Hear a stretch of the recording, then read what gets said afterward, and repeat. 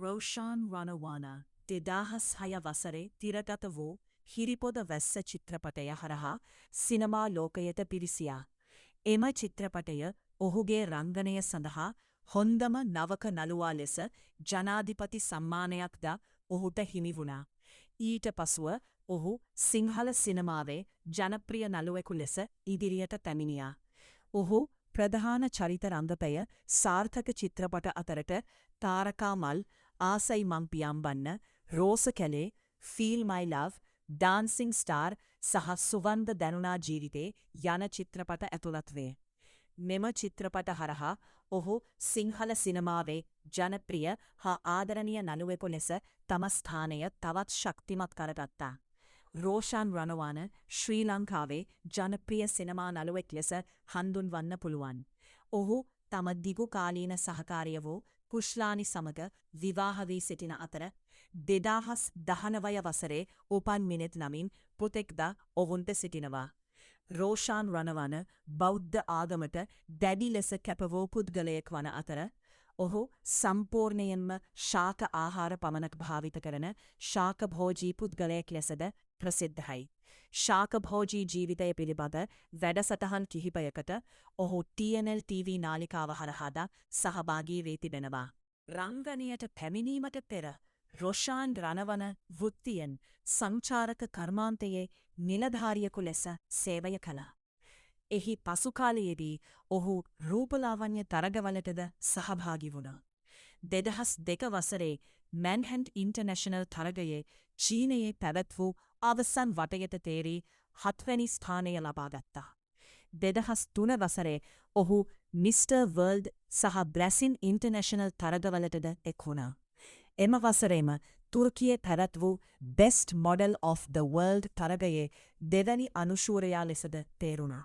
2006 වසරේ සිංගපුරුවේ පැවැත් වූ mister international තරගයේ ඔහු 8 වැනි ස්ථානය ලබා ගත්තා. ඔහුගේ සිනමා ජීවිතය ආරම්භ වුණේ හිරිපොද වැස්ස චිත්‍රපටය හරහයි. එය අධ්‍යක්ෂණය කළේ උදයකාන්ත වර්ණසූරිය විසින්. මෙම චිත්‍රපටයේ ඔහු රංගපෑ ප්‍රගීත් චරිතය අදටත් ඔහුගේ මතකයේ විශේෂ චරිතයක් ලෙස පවතිනවා. එම චිත්‍රපටයේ රංගනය සඳහා ඔහුට හොන්දම නවක නළුවා ලෙස ජනාධිපති සම්මානයද හිමිවුණා.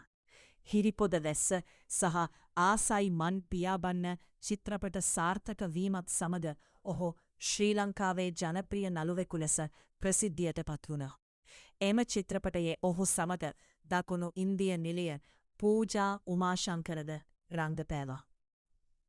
2007 වසරේ ඔහු රංගපේ තාරකා මල් සහ ආසයි මම් පියාබන්න චිත්‍රපටද තිරගත වුණා. පසුව ඔහු විවිධ ප්‍රභේදවල චිත්‍රපට 50කට ආසන්න සංඛ්‍යාවක ප්‍රධාන නළුවා ලෙස රංගනයක් කළා. 2013 වසරේ දෙරණ සිනමා සම්මාන උළෙලේදී ශ්‍රී සිද්ධාර්ථ ගෞතම චිත්‍රපටයේ රංගනය සඳහා ඔහුට වඩාත් ජනප්‍රිය නළුවා සම්මානයක් හිමි වුණා.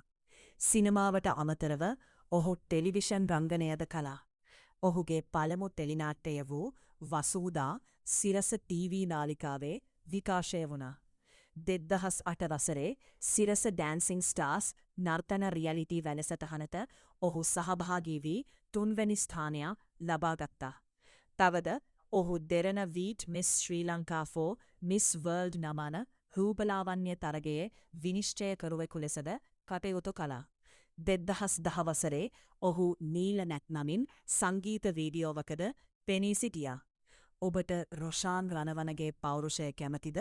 ඔහුගේ ගුණාංග අතරින් ඔබට වැඩිම කැමතිදේ මොනවාද?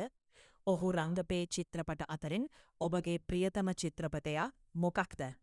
ඔබගේ අදහස් සහ මතයන් පහලින් කොමෙන්ට් කරන්න.